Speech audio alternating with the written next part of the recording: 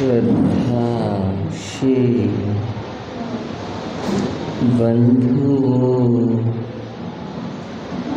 एवं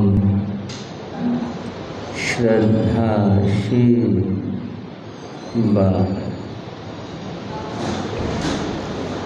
आज रविवार अवकाश का छुट्टी का दिन है। रविवार में गृहस्थों के काम कुछ बढ़ जाते, पर एक बात है, जैसे घर गृहस्थी के काम बढ़ जाते, अर्थात सप्ताह में जो भी काम हुआ अतिरिक्त हुआ तो उसके लिए यही कहेंगे, चलो इसे संडे को करें, कि आना हो जाना हो संडे को जाएंगे, छुट्टी का दिन। धर्म जगत में भी अवकाश का दिन होने से कुछ कार्यक्रम विशेष हो जाते, इसलिए जितने भी कार्यक्रम होते वे सारे रविवार पर आधारित होते हैं। ये आयोजन, ये कार्यक्रम अमुक रविवार को बंधुओं, यहाँ पर यानी हमारे यहाँ प्रशांत विहार में भी आज कुछ कार्यक्रम, जिनमें सबसे प्रथम है कि आज तपस्वी भाई बहनों का अभिनंदन। बंधुओं, हर क्षेत्र में, हर संघ में चातुर्मास काल में संत साधियों के सानिध्य में तप और जप की आराधनाएं होती, सभी जगह होती, सभी जगह की आराधनाएं प्रशंसनीय है। बंधुओं, यहाँ भी श्री संघ में भाई बहनों ने बड़े अच्छे तप और जप की आराधना, जब तो प्रतिदिन हो ही रहा है, चलता, सभी जगह होता। मैं केवल एक जगह की बात नहीं करता, मैं सबकी बात करता, सबकी प्रशंसा करता, सबको ही अपना आशीर्वाद देता। जिक्र यहाँ का था तो जब तो चल ही रहा है, इस बार बड़ी अच्छी तपस्याएं हमें खुशी है, संघ को खुशी है, और मैं तपस्वी भाई बहनों को अपना बहुत बहुत मंगल आशीर्वाद देता हूँ। बंधुओं, तपस्वी भाई बहनों की सूची क्रम वह सब तो आपके सामने रखा ही जाएगा। मैं मुख्य तपस्याओं की बात कर रहा हूँ। हमारी बहन श्रद्धाशील सुश्राविका श्रीमती वीणा जैन, धर्म पत्नी श्रद्धाशील सुश्रावक लाला जगदीश प्रसाद जी जैन, प्रधान से जैन सभा प्रशांत विहार।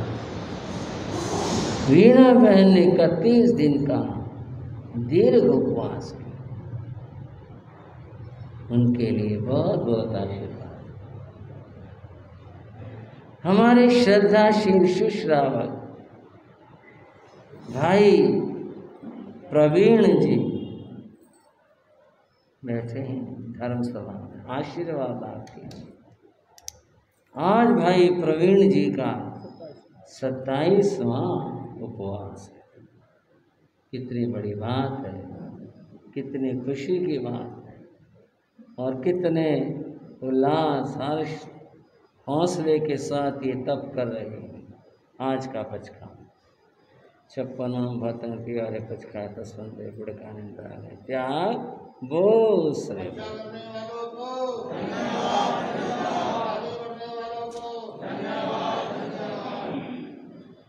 बंधुओं, और तप आराधनाएं आय मिलों के मास कमन कई वे हुए। तेले तप की बड़ी अच्छी आराधना हुई, एकादशियों की बहुत अच्छी आराधना हुई। मैंने कहा कि वह सब विवरण जो संभव हो पाया आशीर्वाद के रूप में आपके सामने कहेंगे।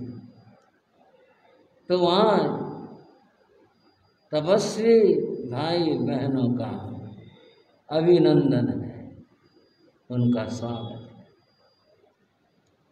और बंधुओं, एक बात और बताना चाहूँगा, आपको ज्ञात भी होगा कि आज श्रमण संघ के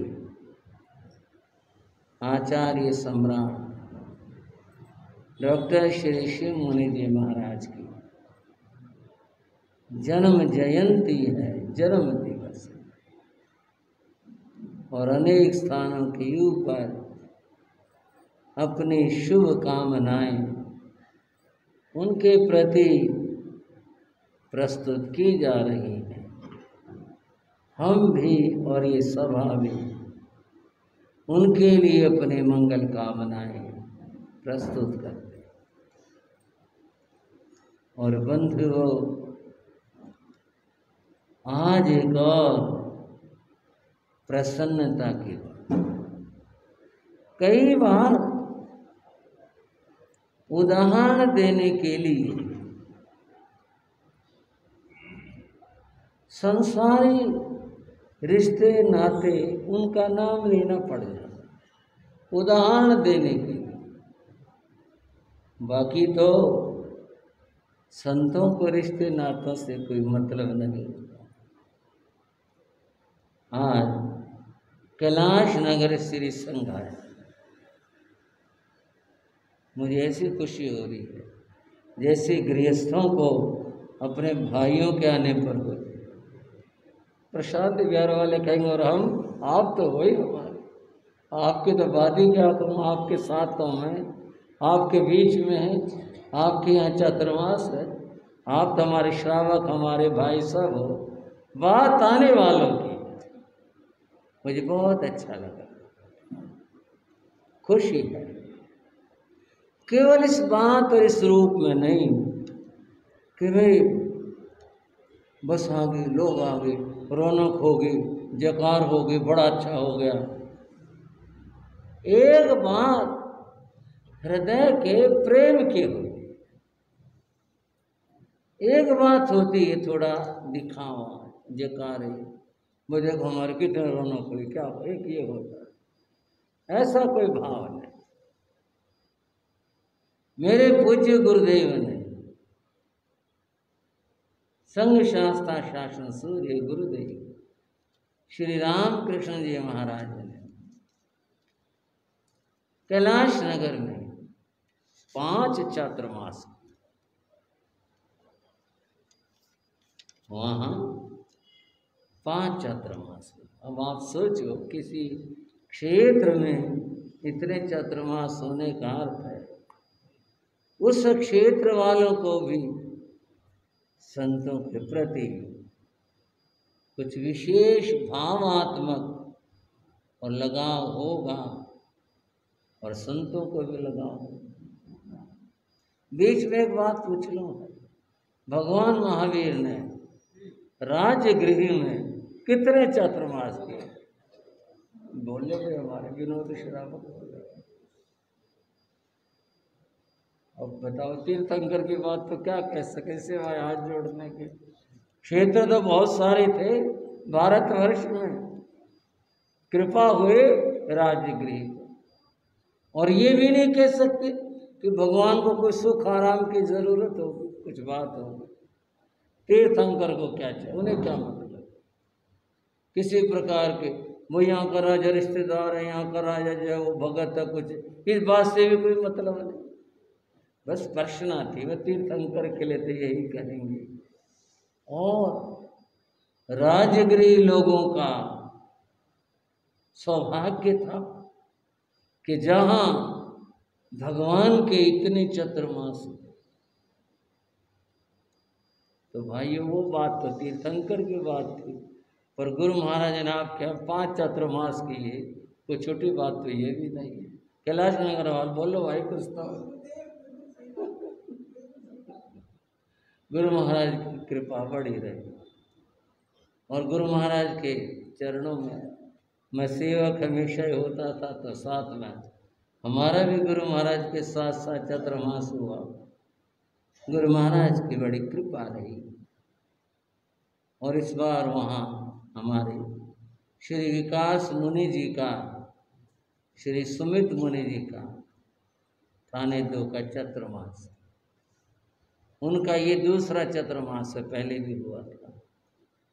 बड़ा अच्छा चातुर्मास चल रहा है, बड़ा अच्छा धर्म ध्यान हो रहा है और हमें इस बात की प्रसन्नता है कि हमारे वे दोनों संत समय की कसौटी पर खरे उतर रहे। बहुत अच्छा प्रवचन, शास्त्र वाचन, संयम की साधना, क्षेत्र में धर्म ध्यान की प्रेरणा, सभी बहुत अच्छी सुनता हूँ तो मुझे खुशी होती। तो बंधुओं, ये भी बड़े हर्ष की बात है।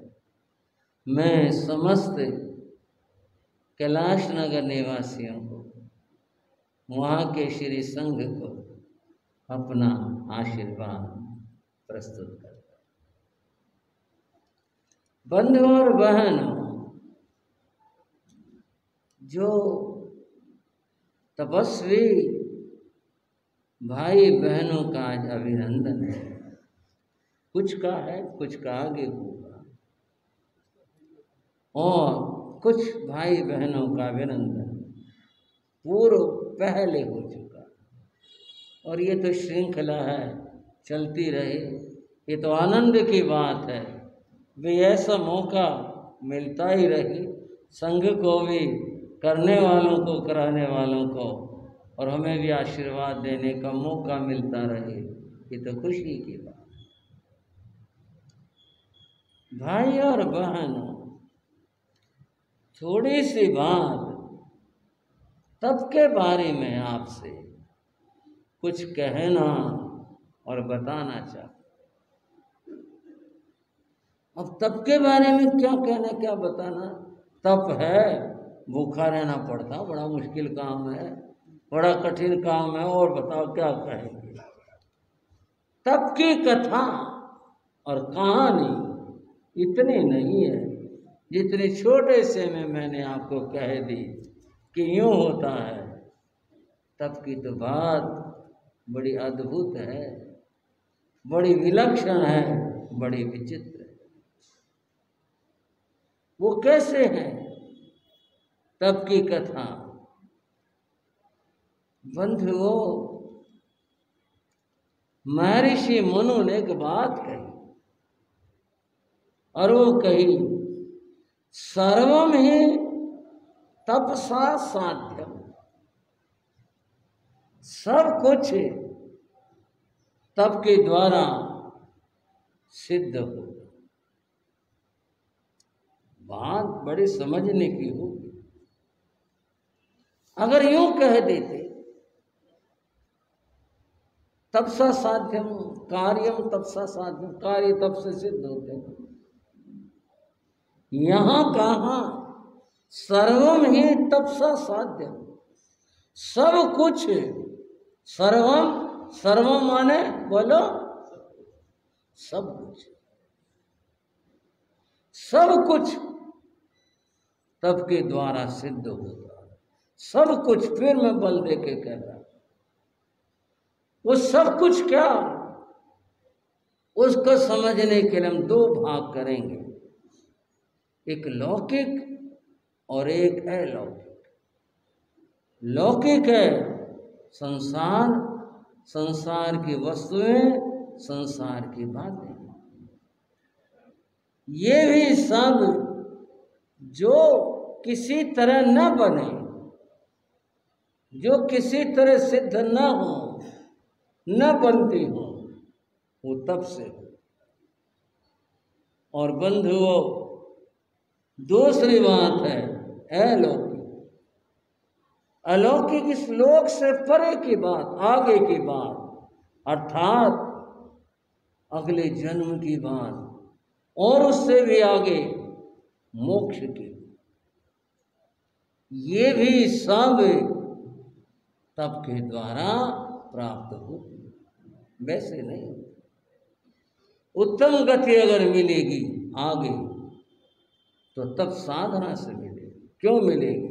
कर्मों की निर्जरा होगी, कर्म निर्जरा होगी तो उत्तम गति पाएंगे।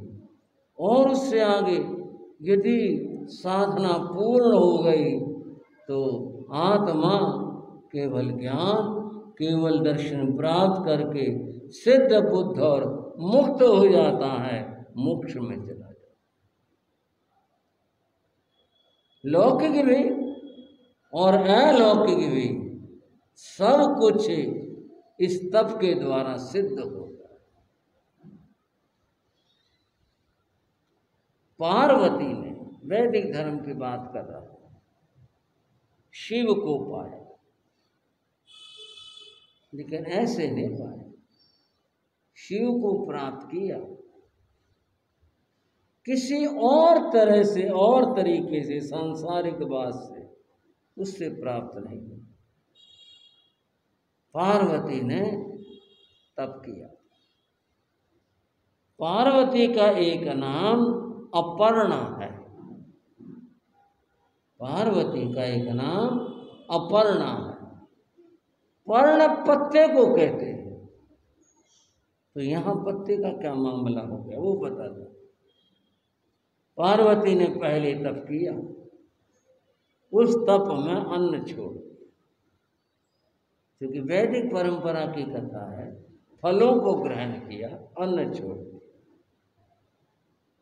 अगली बार में शिव प्रकट नहीं हुए तो उसने फल भी छोड़ दिए।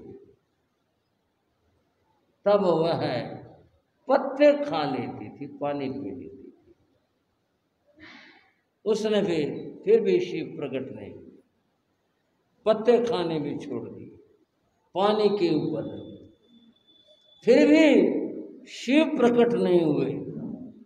तो उसने पानी भी छोड़ दिया, जिसको हमारे यहाँ चौविहार कहते हैं। पानी भी छोड़ दिया और वो केवल वायु पर रह गया। जब उसने पत्ते खाने छोड़ दिए थे तो और तो कोई चीज खाने में बची नहीं, तब उसका नाम अपर्णा हुआ था कि जो पत्ते भी जिसने ग्रहण नहीं किए उसका नाम अपर्णा। वह केवल अंतिम अपनी साधनावस्था में वायु पर पवन हारा, बस वायु ही ग्रहण करती थी, अन्न जल कोई पदार्थ और कुछ नहीं, केवल उसके ऊपर। इस महान तप के कारण शिव को प्रकट होना पड़ा। ये वैदिक कथा। पता क्या चला कि जो काम असंभव था तप के द्वारा वह उसने संभव कर दिखाया। तब कितनी बड़ी महिमा। और भी कहा, तप बल रचई, तप के बल से रचना की इस सृष्टि की विधाता ने, तप के बल से की, और किसी बल का जिक्र नहीं आया तप के बाद। बंधुओं, तीर्थंकर भगवान महावीर की बात करता हूँ। भगवान महावीर ने पूर्व जन्म में नंदन मुनि के भाव में, किसके भाव में? नंदन मुनि के भाव में महान तप किया। 11 लाख मास खमन, एक एक महीने का उपवास, एक एक महीने का उपवास। उस समय आयुष ज्यादा थी, अतः दीर्घ आयुषी थे। 11 लाख मास खमन तप उन्होंने किया और इस तप से उन्होंने तीर्थंकर नाम कर्म का बंध किया। तब रखी गई थी नींव तीर्थंकर होने की, तीर्थंकर बनने की। और फिर वे बंधु तीर्थंकर बने थे। किसके बल से, किसके आधार से? इस तपस्या के आधार से। इस तप में बड़ी शक्ति। लोग ये कहते हैं बड़ा कष्टकारी काम, बहुत कष्टकारी। मैं तो भाई खुद बार बार धन्य कहता हूँ तपस्या करने वालों। जो संत हैं, साध्वियाँ हैं, उन्हें धन्य है।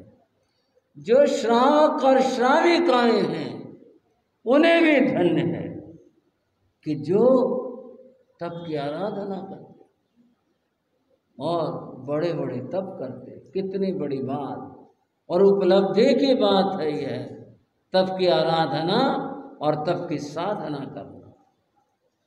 मैं उनके लिए बार बार धन्य कहता हूँ, उन्हें धन्य है जो तप साधना करते।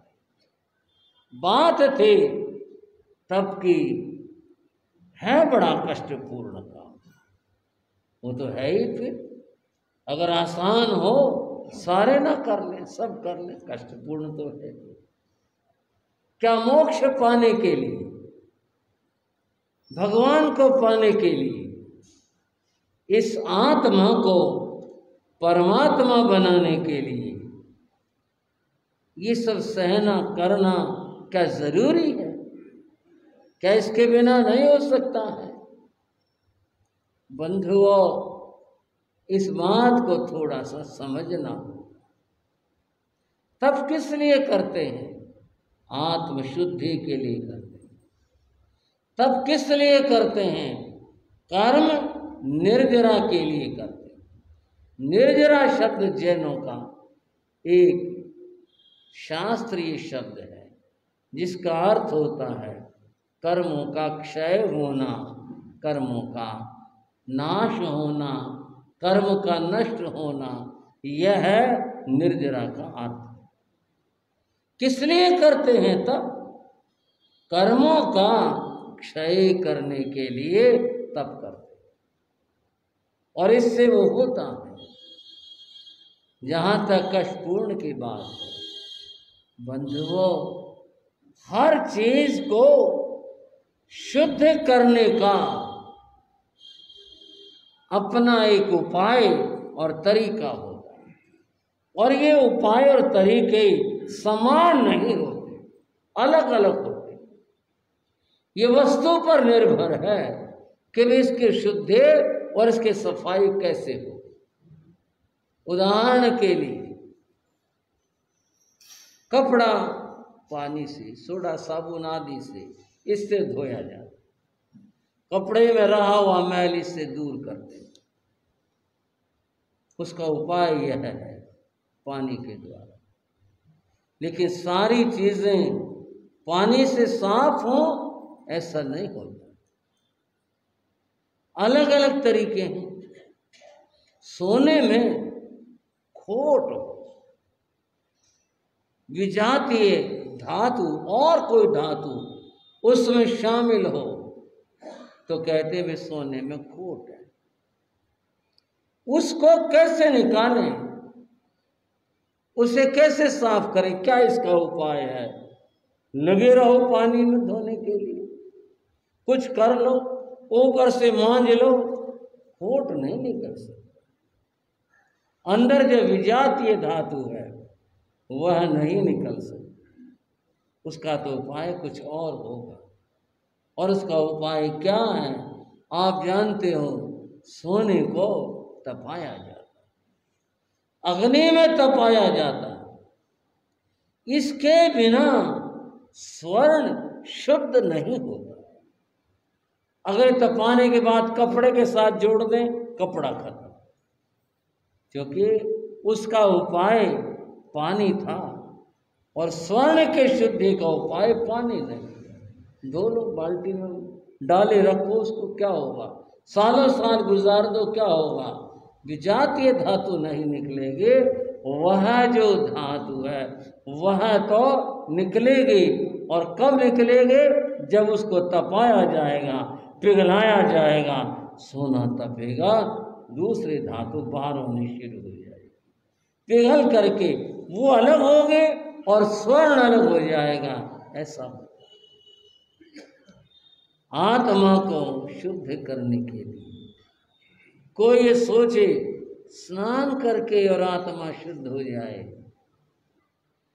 जल स्नानान मल त्याग, शील स्नाना सदा शुचि, तप स्नानम हरेद पापम, दया स्नानम परम परम।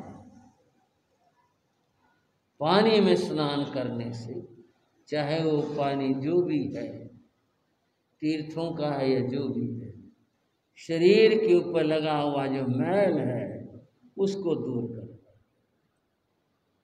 है। जल से, पानी से शरीर का मैल दूर होता है।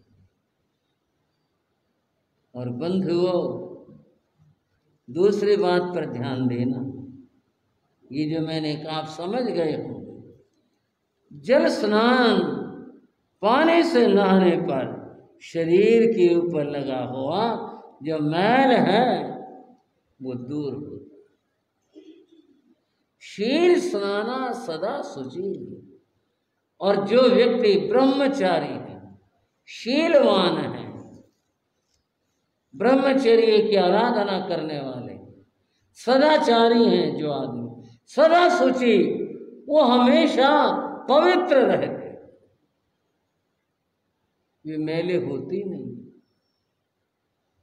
बंधुओं और बहनों, जरा समझ ले, जो आदमी सदाचारी, जो ब्रह्मचारी है, उसका शरीर भले ही मैल चढ़ जाए, खूब सारी चढ़ जाए उसके शरीर के ऊपर, वो मैला मलिन होता ही नहीं है, चढ़ी रहे।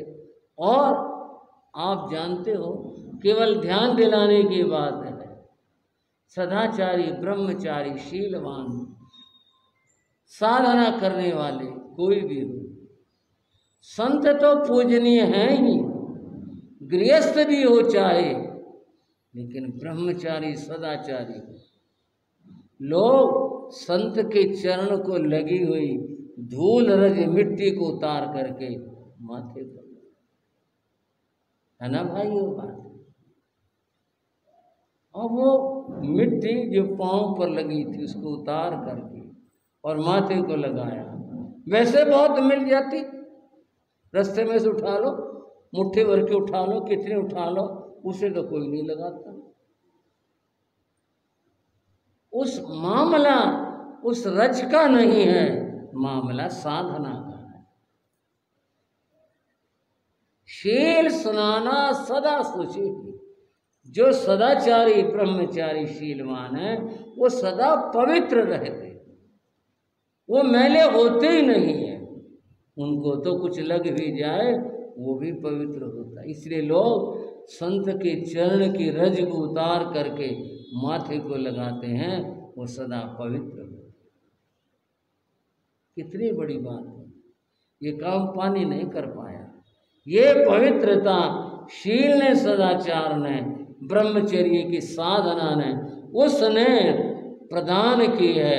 इतनी बड़ी शक्ति और इतनी बड़ी चीज।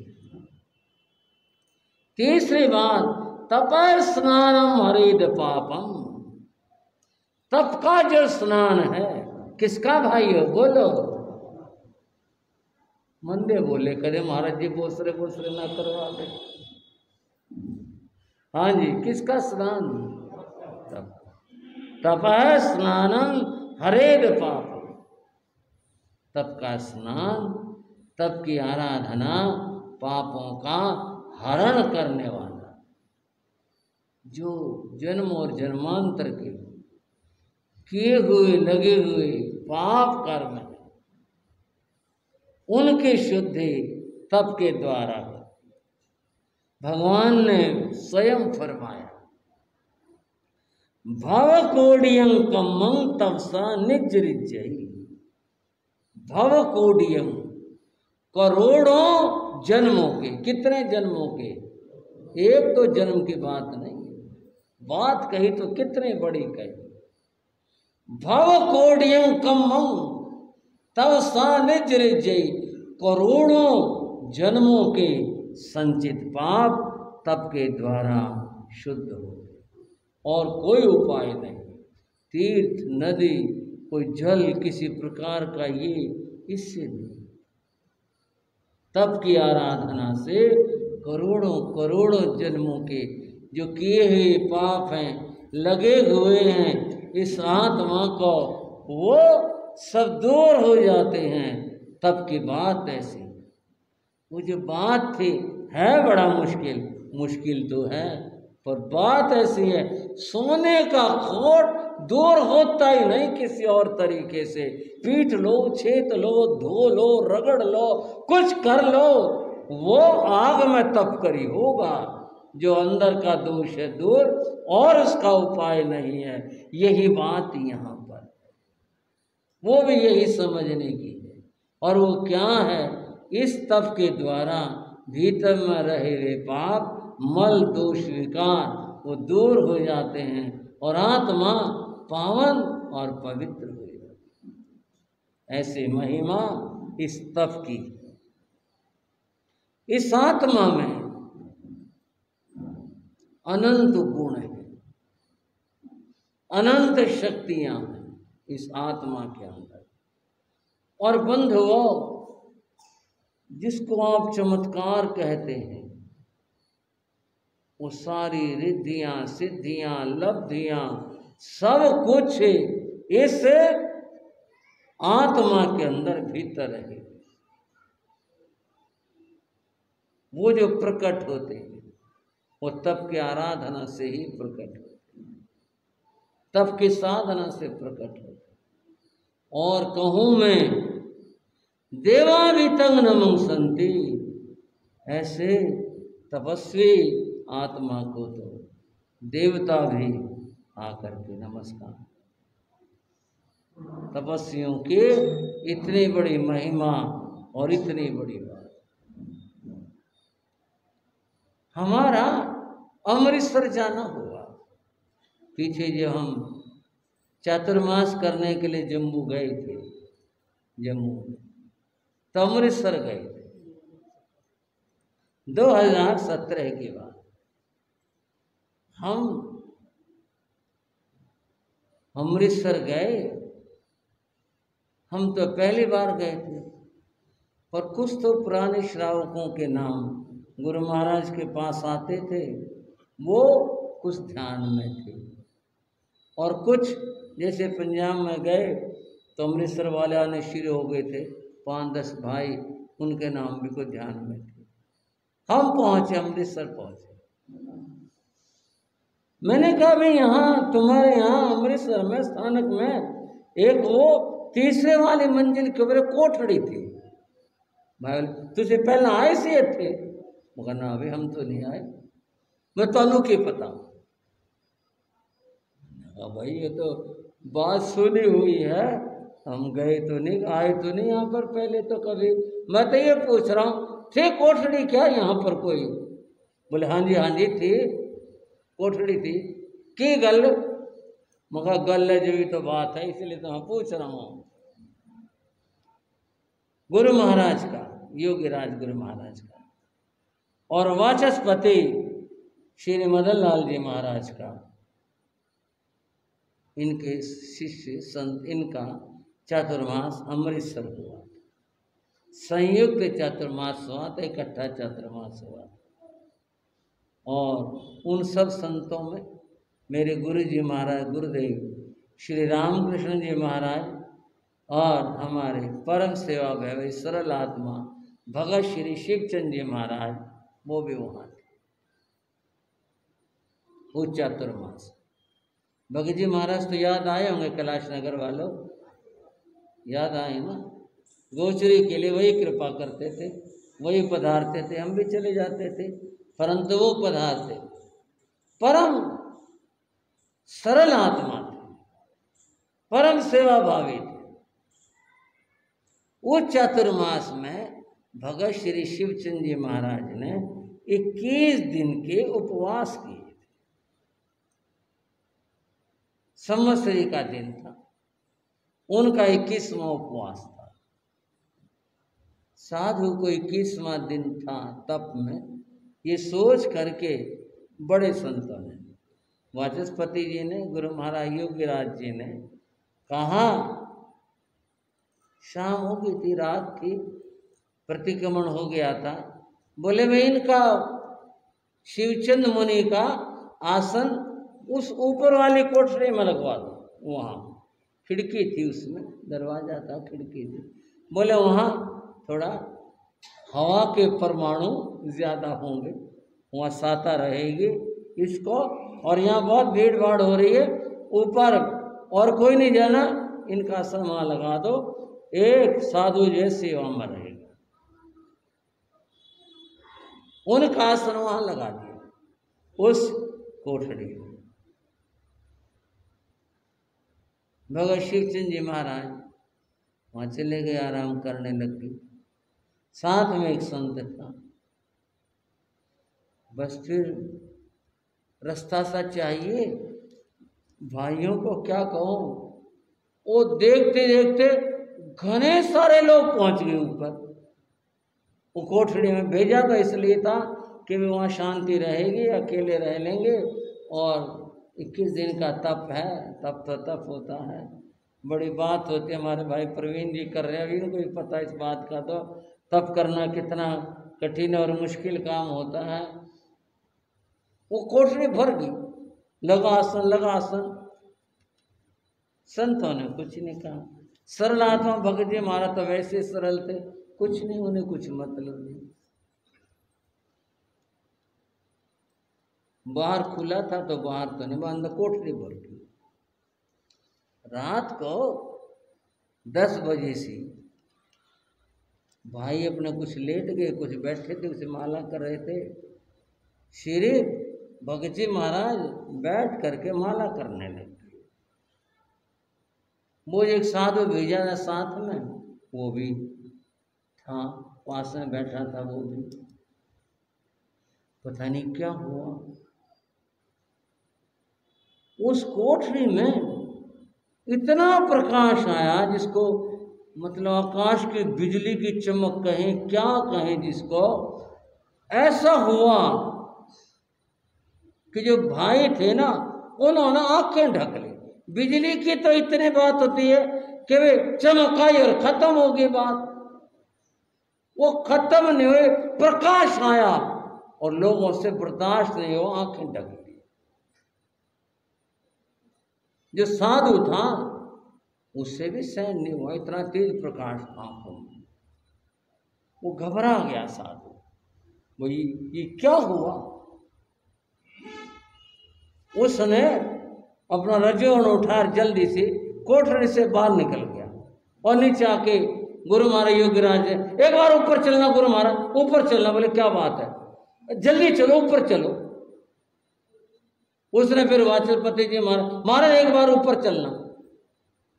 बोले क्या बात है, ठीक तो साथ आता, ऊपर चलो जी। वो योगीराज जी भी वाचस्पति जी भी बड़े हड़बड़ाहट हो गई ना, घबराहट से हो गई, ऊपर चलो ऊपर से क्या बात हो गई। वो संत ऊपर गए, भगत जी महाराज माला फेरे और भाई सारे बाहर निकल गए, छोड़ छाड़ अपने आसन छत के ऊपर। महाराज बोले रे क्या बात हो रही है? महाराज अंदर देखो। दोनों बड़े संत अंदर गए। अंदर जाने के बाद वातावरण सामान्य हो गया। वो जो इतनी भारी चमक थी, जो एकदम से वातावरण ऐसा हो गया था, आंखें मुंद गई सबकी। गुरु महाराज ने कहा भगत क्या बात है? वाचस्पति जी महाराज ने पूछा अरे शिवचंद क्या बात है? बोले कुछ नहीं। बोले और क्या बात हुई? बोले कुछ नहीं। फिर वो साधु जो वहां बैठा था बोले महाराज बता दो क्या बात?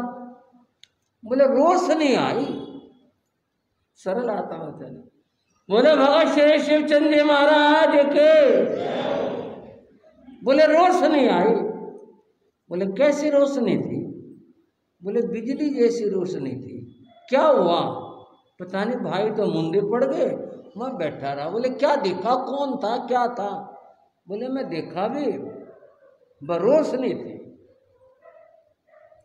गुरु महाराज योगीराज जी ने सिर पर हाथ फेरा, वाचस्पति जी ने उनका कंधा थपथा पाया, सिर पर हाथ फेरा। बोले भगत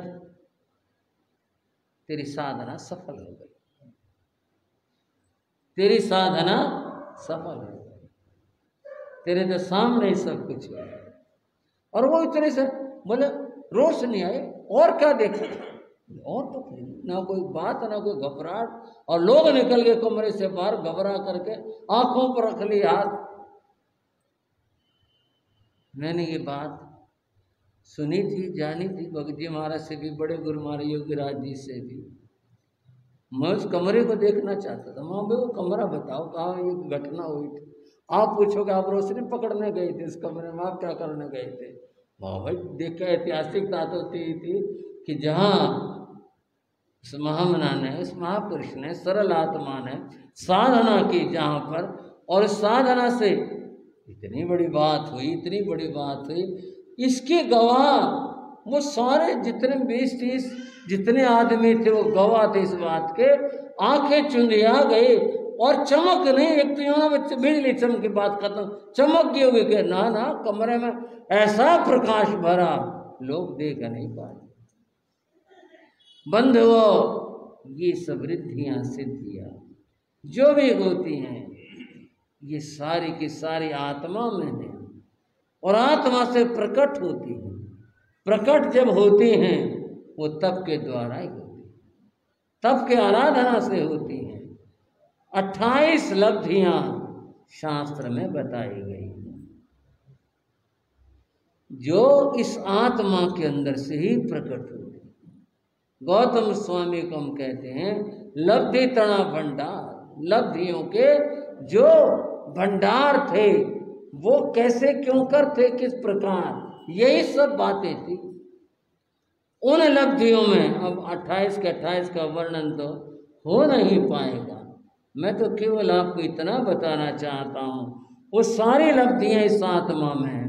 गौतम स्वामी की एक लब्धि वो तो बहुत ही प्रसिद्ध है, और वो क्या है? अक्षीण मानस लब्धि। क्या कहा भाइयों? बताना जरा दोबारा से। ये पता क्या होती है? क्षीण। क्षीण मैंने नष्ट होना। क्षीण जो नष्ट न हो, खत्म न हो, उसको क्षीण कहते। महानस नाम रसोई का, संस्कृत में महानस कहते हैं रसोई को। क्षीण महानस, जिसके प्रताप और जिसकी कृपा से रसोई जहां उनके चरण पड़ जाएं, जिस रसोई में उनके चरण पड़ जाएं, जहां पर क्षीण, उसकी वस्तु में कभी खत्म ही ना हो। कभी का मतलब 24 घंटे की बात बताइए। जो उसमें रखा है, जो उसमें बनाया है, वह खत्म ही ना हो, निकाले जाओ। जिस पात्र में से वो ले लें, वो खत्म ही ना हो चीज। और अंगूठा जहां लगा दें, जिस पदार्थ को, जिस चीज को, वह खत्म ही ना हो। इसका नाम है अक्षीण महानस लब्धि। वह भाई लोग, श्रावक लोग कहते हैं जी ये वाली सुनाओ, ये वाली बताओ, ये वाली कैसे होती है? बात इसकी है, अक्षीण मानस मिले तो काम बने।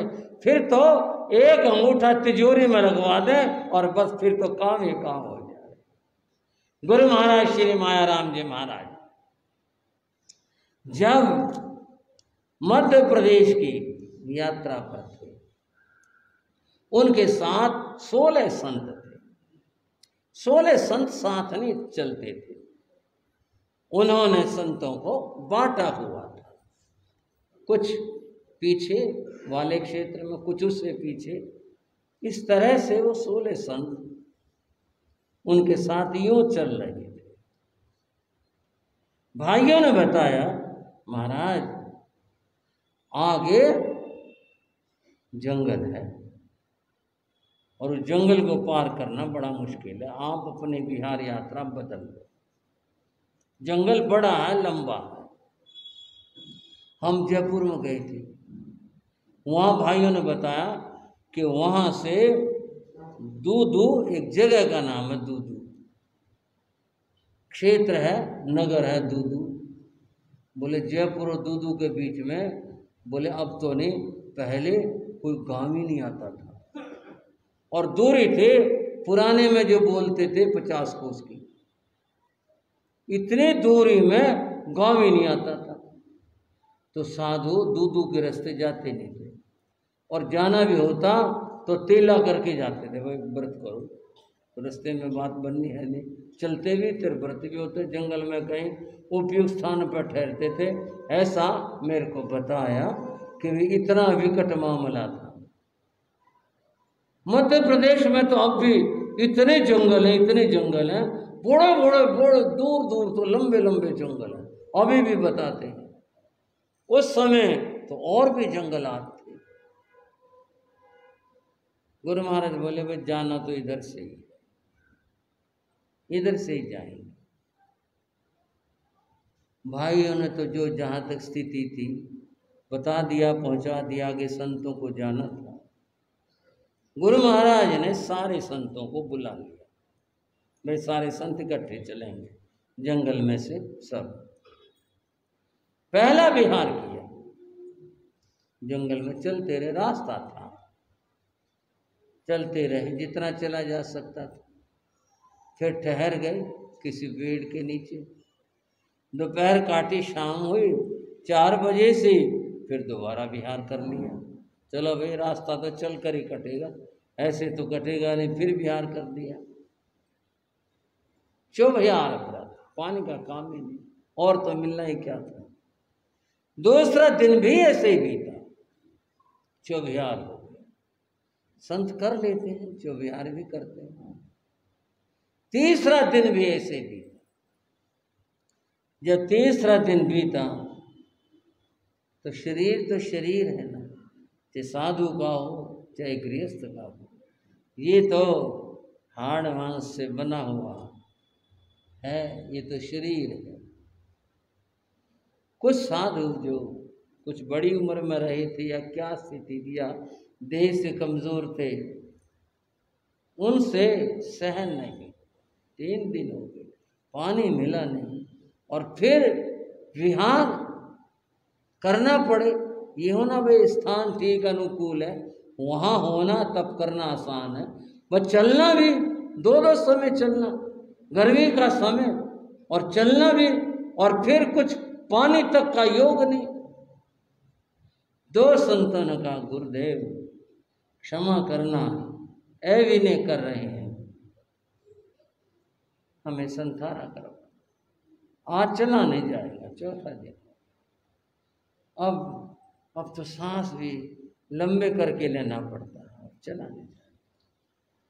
गुरुदेव आपसे ही तो पढ़ा था, जंगलों में संथारा कर लेते थे संत, कोई बात नहीं, आपकी आज्ञा हो तो संथारा कर, हमसे चला नहीं जाएगा।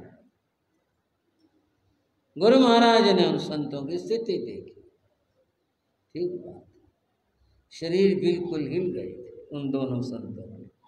बाकी सब संतों के चेहरे भी उतरे हुए थे, क्योंकि चलना बड़ा मुश्किल काम है। चौबिहार तो खो जाए कर लें, साथ में चलना, सुबह भी शाम भी, इसके बिना रास्ता तय न हो।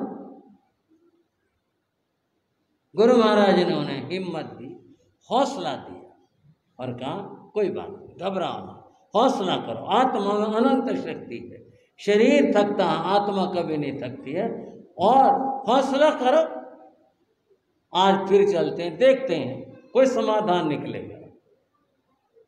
और फिर चौथे दिन चले, पहुंचे, जा रहे थे 10-11 बजे तक चले, और फिर जंगल में एक गांव आया, झोपड़ियां थी ज्यादातर, कुछ कच्चे मकान थे। गांव तो आया, अब ये गांव किन लोगों का है, कैसे, ये जंगल के रहने वाले लोग किस तरह के हैं। गांव के बाहर कुछ दूरी के ऊपर एक वृक्ष के नीचे छाया में संतों ने अपना डेरा जमाया। डेरा कह दिया मैंने, विराजमान हो गए वहाँ। बोले भाई गवेषणा करके आओ, शायद गांव में कुछ प्राप्त हो जाए। गुरु महाराज थे एक श्री केसरी सिंह जी महाराज, क्या नाम लिया मैंने, श्री केसरी सिंह जी महाराज। उनके साथ एक और संत, 2 संत, एक ने पानी लाने के लिए झोली में पात्र रखे, केसरी सिंह जी महाराज ने आहार के लिए पात्र लिए, और कहा चलो भाई चलते हैं। कुछ दूर पर था गांव में जैसे नजदीक पहुंचे, बच्चों ने पहले देखा, और वो तो देखते डर गए एकदम से, ये क्या आए, और वो अंदर गली में जैसे जाके बोले डाकू आ गए, डाकू आ गए। जब वो चिल्लाए डाकू आ गए, कुछ लोगों ने बाहर निकल करके देखा, दूर से देखा तो संत मुख वस्त्रिका लगाते, रजोवर्ण कंधे पर सफेद, लोग डर गए, उन्होंने कभी जैन साधु देखे नहीं, एकदम घबरा गए, और उन्होंने गांव में आवाज दे दी, बच्चों बच्चों डाकू आ गए, डाकू आ गए। लोग कच्चे मकान थे, पड़ोसियों के भी जा घुसे जिनके वो नहीं थी कोई स्थिति, और घर के दरवाजे बंद कर दिए लोगों ने, फिर डाकू आ गए। अब संत गए वो गली में, देखे किवाड़ बंद, और कुत्ते पीछा ना छोड़े। और केसरी सिंह जी महाराज मजबूत थे, डरने वालों में तो थे नहीं। तो गली में गए, घूमे इधर उधर, सारे गांव के फेरी लगा ले, एक किसी घर का दरवाजा खोलना नहीं। आहार पानी तो मिलेगा कहाँ से, दरवाजा ही नहीं खोला लोगों। सब घूम घाम के फिर करके खाली झोले लेकर वापस आ। गुरु महाराज ने देखा, बोले केसरी मुनि क्या बात? बोले महाराज बात बनी। क्या हुआ? बोले ये लोग अनजान हैं, हमने भी सुना डाकू डाकू, तो हमने भी सुना था, लोग डर गए हमारे से और किवाड़ बंद करके अंदर घुस गए। मिलता कहाँ से? हम तो पूरे गांव की गलियों की फेरी लगा करके और आ गए, बात नहीं गई। अच्छा, थोड़ी देर चुप रहकर, मौन रहकर गुरु महाराज श्री माया राम जी महाराज बोले अच्छा लाओ ये झोले मेरे को दो। आप क्या करोगे? बोले कोई बात नहीं भाई, तुम गवेषणा कराए, मैं भी गवेषणा कराता हूँ। महाराज क्या करोगे जा करके? हम जा तो आए सारे गांव में, दरवाजे ही नहीं खुले, किसी जगह मिलेगा क्या? बोले कोई बात नहीं, दोबारा भी जाना चाहिए, जा सकते हैं दोबारा। महाराज जाने के लिए खड़े हुए, केसरी सिंह जी महाराज ने पात्र लिए, बोले चलो अगर आपकी इच्छा है तो मैं चलता हूँ साथ में। इस बार गांव में गए, मौके की बात, महापुरुष के पुण्यवानी, इसे यूं ही कहेंगे, उनके अपने माया और मेहरबानी। कुछ आपस में लगा, बोले वह चले गए, निकल गए डाकू, कुछ ऐसी बात रही। एक आदमी ने घर का दरवाजा खोला इसी रूप में कि वो चलेगा, कुछ बात नहीं, कुत्ते भी नहीं भौंक रहे, अब तो कोई बात नहीं है। दरवाजा खोला और नहाने के लिए उसने पटड़ा बाहर बिछाया, वो दूर से देख रहे थे, और फिर अंदर से पानी की बाल्टी लेकर आया। इतने वो पटड़े पर बैठा, नहाने की तैयारी में था, संत पहुंच गए। एक बार वो डर गया, भाई आगे क्या पता क्या करेंगे। महाराज बोले भाई डरो नहीं, डरो नहीं, हम संत हैं। तुम संत हो? बोले हाँ भाई हम संत। बोले ऐसे कैसे संत हो? बोले जैन संत है, ये हमारा धर्म चिन्ह नहीं है, हमने तो देखे नहीं ऐसे संत। बोले नहीं देखे तो भाई आज देख लो, हम जैन संत हैं। बोले और बाबा महात्मा आते हैं कभी कभी हमारे, वो तो ऐसे नहीं होते। बोले हम जैन संत हैं, हम अलग हैं। फिर वो आदमी कुछ थोड़ा सा नरम पड़ा, बोला बताओ क्या सेवा करें आपकी? गुरु महाराज बोले भाई सेवा, ये जो पानी है बाल्टी में, ये कैसा पानी है? बोले जो गर्म पानी है, इसका क्या करोगे? बोले नहाऊंगा मैं। बोले गर्मी में? बोला जी मेरे को तो गर्म पानी में नहाने की आदत है, कई लोगों को होती है गर्म पानी में नहाने की आदत। वो बोला जी मैं नहाऊंगा, ये गर्म पानी है, तो इसमें से थोड़ा पानी हमारे को दे सकते हो? बोले ले लो, सारा ले लो। बोले भाई सारा तो नहीं लेंगे, सारा लेंगे तो नहाएगा कैसे? बोले मैं और कर लूँगा घर में। बोले नहीं थोड़ा सा दे दो। बोले ले लो, चलो आपको ज़रूरत हो तो ले लो, आप नहा लेना। बोले नहाने की बात नहीं, अपने काम में लेंगे, चाहे कुछ भी करें। बोले ले लो। बोले भाई इतना दे तुम्हारा काम चल जाए। बोले मैं आज नहीं नहाऊंगा, चलो। बोले अगर तुम नहीं नहाओ तो सारा ले लेंगे।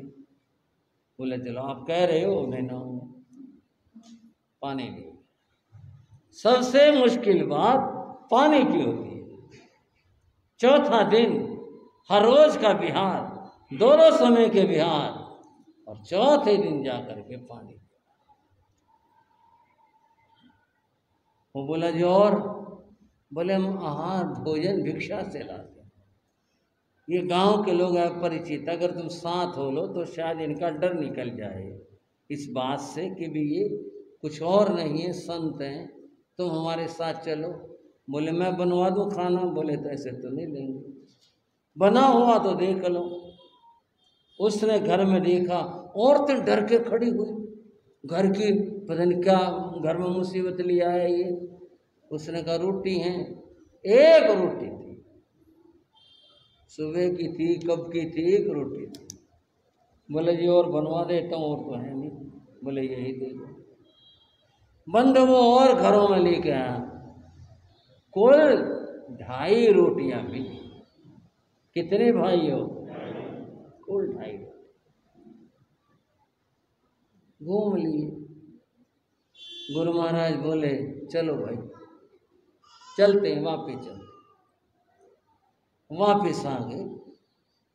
आकर के उन्होंने झोली रखी।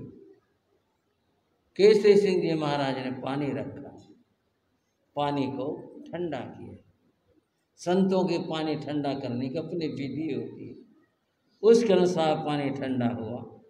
गुरु महाराज ने अपने हाथों से 4 दिन के प्यासे संतों को पानी दिया। सांस थोड़ा कुछ, बहुत प्यास थी, प्यास बुझी। संतों पानी तो ले लिया, चलो आहार भी ले। आहार आया है? बोले हाँ आहार आया। आओ बैठो, अपने अपने पात्र लेकर आओ, आओ बैठो। केसरी सिंह जी महाराज गुरु महाराज मायाराम के पिछली ओर खड़े थे। बिल्कुल नहीं लेना, हार नहीं लेना। रोटी 2.5 थी। भावना क्या थी? गुरु महाराज थे। भावना थी बड़े तो हैं ही, इनका शरीर उसके लिए जरूरी था, इसलिए उन्होंने पीछे से इशारा सबको ना, कोई मत बैठना। सब ने हाथ जोड़ दिए, गुरु महाराज कृपा आपकी, ठीक है आप कृपा करो। बोले क्यों, क्या बात होगी भाई, हार तो लो, आओ बैठो, क्या बात है। फिर देखा केसरी क्या बात है, कुछ नहीं। गुरु तुम इधर आ जा। गुरु महाराज आप कृपा करो, आपका शरीर सुकुमार है, कोमल है, और फिर आपकी बात देखो और है, हम संत हैं ठीक है, आपकी बड़ी कृपा, आपके चरणों की धूल है, आहार आप ही लो और कोई नहीं लेगा। नहीं वे नहीं, संत भूखे बैठे मकाने बैठो, आओ तो सही, बैठो तो आज्ञा हुई। संत बैठ गए और वही जो संतों की विधि होती है, मांडला बना करके उस रूप में संत बैठ गए। पात्र सबके पास में थे, उत्सुकता थी। ये कह रहे हार है नहीं, महाराज कह रहे हार लो, बात बनेगी कैसे और क्यों का? गुरु महाराज ने वो पात्र जिसमें 2.5 रोटियां थी अपने चादर के नीचे की। मैं कुछ नहीं छिपा रहा भाई, मेरे दोनों कुछ नहीं है। और फिर अपना हाथ डालें और यथेच होता है, पता ही 4 रोटी खाने वाला, ये 5 खाने वाला, ये जितनी है रोटी निकालें, ले भाई ले भाई, एक एक संत को हाथ देते गए। केसरी सिंह जी महाराज भी देखें ये क्या हुआ, रोटी लाने के साथ में तुम्हें रोटी लाया 2.5 और सारे संतों को रोटियां बांट दी। केसरी सिंह मुनि से भी कहा ले वे केसरी तू भी ले अपने रोटी, और बोलो भाई और आहार लो। उनसे रहा न गा। केसरी सिंह जी महाराज से बोले महाराज क्या ले रहे हो उसके नीचे आप? पल्ला हटा दिया, पल्ला हटाया, 2.5 रोटियां उसमें। बोले ले वे केसरी ये रोटी है, तू लाया था साथ में, तू कर ले।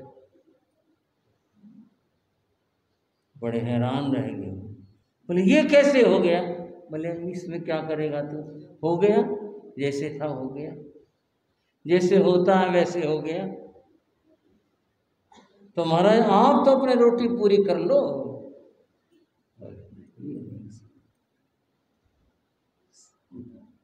ये नहीं हो सकता। जो आहार बांटा था, दिया था जिसको, वो आहार उन्होंने किया। महाराज जो लाए थे वही पात्र में था।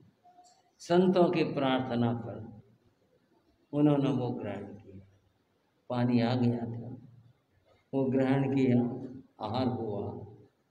सब उत्सुकता में थे, गुरु महाराज कृपा तो कर दो, जो हमने गौतम स्वामी को पढ़ा शास्त्रों में, हम अपने आंखों से वो देख रहे हैं, क्या यहाँ गौतम स्वामी की लब्धि अवतरित हुई है? यह क्या आपने प्रकट किया है? दीन ध्यान कृपा निधान हमारी जिज्ञासा शांत कर। मुनियों, सब बातें कहने के नहीं होती। आर हो गया? हाँ जी, बस ठीक। और इतना ही कहना है, आगे जाकर इसकी कोई चर्चा भी मत करना। कोई मुझसे यूँ पूछे आप क्यों चर्चा कर रहे हो, ये उस समय के लिए कहा था। अब तो पीढ़ियाँ बहुत बीत गई, अब तो इतिहास और कथा की बात रह गई। घटना तो तब की थी, उन्होंने कहा कोई इसका जिक्र नहीं करे इस बात का। इसका जिक्र किया तो फिर कठिनाई उत्पन्न हो जाएगी। बस इतना। बंधुओं, दो बातें कहनी बाकी हैं इसमें। एक तो यह है कि ये क्या चीज थी, ये उनके संयम और तप का प्रभाव था। ये जो शास्त्र में अक्षीण मानस लब्धि गौतम स्वामी की आए, आज वह उस रूप में तो प्रकट नहीं होती, पर उसका अंश आज भी होता है। किसके जीवन में? तपस्वियों के और संयमियों के। और इतनी बात होती है, संयमी पुरुषों के और तपस्वियों के चरण भी अगर कहीं पड़ जाएं, वहां भी रिद्धि और वृद्धि और समृद्धि हो। ऐसी महिमा इस तप की है, ऐसी महिमा इस संयम की है। क्या बात है इनकी तपस्वियों की, क्या बात है संयमियों की। उनके चरणों में ही इतना प्रताप होता है। गुरु महाराज माया राम ने प्रदर्शित किया, दुनिया के लिए नहीं, उस परिस्थिति विशेष में। और अक्षीण मानस लब्धि बंधुओं उस अंश रूप में प्रकट हुई। इसीलिए जैन श्रावक लोग जब अपनी बही लिखते हैं तो उस बही में 4 बातें लिखा करते हैं। जिस समय सबसे पहले लिखते हैं गौतम स्वामी की लब्धि हो। बही के पहले पन्ने के ऊपर जहाँ मंगलाचरण होता है वहाँ लिखा जाता है श्री गौतम स्वामी के लब्धि हो। क्या लिखते हैं भाइयों? आज बही है भी कम है, आज रजिस्टर है, रजिस्टर में लिखा जा सकता है। ये नाम ही ऐसा है, इस नाम में ही बरकत है, इस नाम में ही महिमा छिपी हुई है, इस नाम के साथ ही वह अक्षीण मानस लब्धि जुड़ी हुई है। बंधुओं, सबसे पहले ये लिखते हैं, फिर लिखते हैं अभय कुमार की बुद्धि हो। सद्बुद्धि बहुत जरूरी होती है। बुद्धि सद्बुद्धि न हो तो सारा मामला बिगड़ जाता है।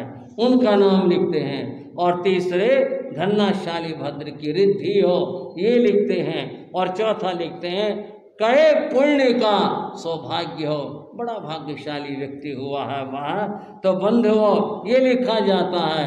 गुरु महाराज माया राम ने अपने तप और संयम से वहाँ उस समय में इस रिद्धि को यूं प्रकट किया। और कथा कहूँ, घटना कहूँ, उसका समापन यहाँ जाकर होता है। जब शाम हुई, 4 साढ़े 4 बजे के लगभग का समय हुआ, श्री केसरी सिंह जी महाराज ने पूछा, गुरुदेव बिहार के बारे में क्या भाव है? बहने आज नहीं जाएंगे, आज यहीं रुकेंगे। जिस गांव से अन्न लाए हैं, जहाँ से आहार लाए हैं, भाई इनको कुछ दे के जाएंगे, इनको दे के जाएंगे।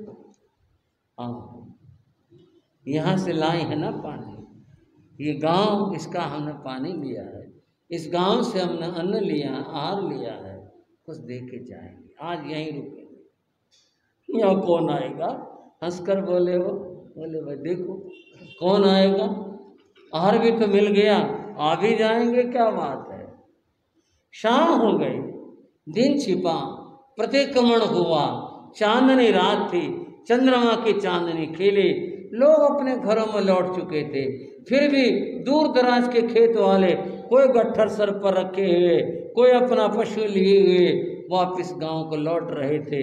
गांव में यही चर्चा थी, भाई वो पट्टी वाले आए हुए हैं, बाहर ठहरे हैं वहाँ पेड़ के नीचे। समझ नहीं आया भाई, यूं कह रहे हैं महात्मा है ये, भाई ऐसे महात्मा तो कभी देखे नहीं। गांव में ये चर्चा। और प्रतिक्रमण के बाद वो परम पूज्य परम श्रद्धेय गुरुदेव श्री मायाराम जी महाराज बोले, आओ प्रभु को पुकारते हैं, प्रभु की स्तुति करते हैं। और ये कहकर उन्होंने गाना शुरू किया। गाने वाले थे गुरुदेव मायाराम जी महाराज, सुनने वाले थे संत जन, श्रावक श्रोता कोई नहीं, श्रावक तो था ही नहीं, श्रोता कोई नहीं था वहाँ। और फिर उन्होंने अपने आनंद और मस्ती में गाना शुरू किया। उनकी आवाज़ गूंजी, सुमधुर ध्वनि आकाश के इन प्रदेशों में गूंजी और वो फैली, इतनी ऊंची आवाज़ थी, दूर तक गई, लोगों के कानों में पड़ी। बोलिए सत्संग भी करते हैं भाई? हाँ कर तो रहे हैं, चलो सुन के आते हैं, चलो चलते हैं। और ये 2, 4, 10 करके लोग जैसे चींटियां चलती चली जाती हैं, ऐसे आने शुरू हुए। और निकल आए और निकल आए, 10, 20, 50, गांव से 100, कितने कहे, बहुत लोग आ गए, बैठ गए। और उन महामना ने फिर उन लोगों को धर्मोपदेश दिया, साधुता के बारे में बताया, धर्म बताया, अहिंसा के बारे में बताया, दया की बात बताई, उन लोगों को धर्मोपदेश दिया। वो लोग गदगद हो गए, बोले हमें नहीं पता था आप लोग ऐसे संत हो, हमने आपके लिए क्या सोचा, आप क्षमा करना, हमारे को आशीर्वाद दिया। बोले तो आ जाओ, गाँव में आ जाओ, कोई जगह किसी जगह ठहरा देंगे आपको। बोले रात को तो नहीं आते, रात को तो हम यहीं रहेंगे। रात को रहे वहीं पर, सुबह गांव वाले आए, बोले आओ चलो हमारे गांव में चलो। और गुरु महाराज बोले केसरी आज इसी गांव में चलते। उस गांव में गए, वहाँ ठहरे, उन लोगों को धर्मोपदेश दिया, त्याग और पचखान करवाए, नमोकार मंत्र की दीक्षा दी। इस तरह से उस गांव को धर्म के रंग में रंगा। और रंगने वाले थे गुरुदेव श्री मायाराम जी महाराज। और प्रेम के साथ बोलेंगे, बोलो गुरुदेव श्री मायाराम जी महाराज के। बात तप और तपस्या, आत्मा में रही हुई शक्तियाँ, लब्धियाँ इस तपस्या से प्रकट होती हैं। और इस बात के कामना इच्छा संसार की भावना से नहीं, आत्म कल्याण की दृष्टि से ये तप किया जाता है। बंधुओं, जो भी तप कर रही हैं, करते हैं, जहाँ भी करते हैं, जिस क्षेत्र में करते हैं, सभी प्रशंसनीय हैं, सभी के लिए मंगल कामनाएं हैं, सभी के लिए आशीर्वाद है। और